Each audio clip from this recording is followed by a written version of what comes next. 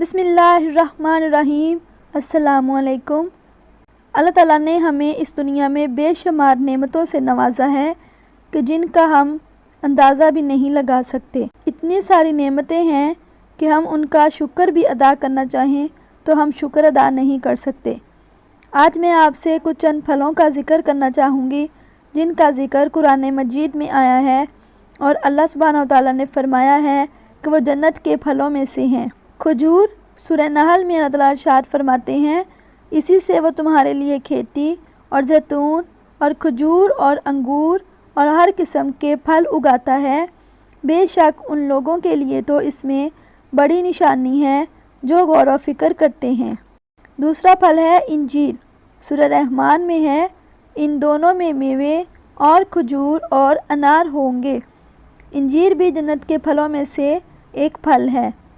تیسرا پھل ہے انگور۔ سورۃ الکہف میں ہے، اور انہیں ان دو شخصوں کی مثال بھی سنا دیں جن میں سے ایک کو ہم نے 2 باغ انگوروں کے دے رکھے تھے اور جنہیں کھجوروں کے درختوں سے ہم نے گھیر رکھا تھا اور دونوں کے درمیان کھیتی لگا رکھی تھی۔ چوتھا پھل ہے انار۔ یہ بھی جنت کے پھلوں میں سے ایک پھل ہے۔ سورہ رحمان میں ہے، ان دونوں میں میوے اور کھجور اور انار ہوں گے۔ سورہ واقعہ میں ہے، اور تہ بہ تہ کیلوں اور لمبے لمبے سایوں اور بہتے ہوئے پانیوں اور بے کثرت پھلوں میں جو نہ ختم ہو نہ روک لیے جائیں۔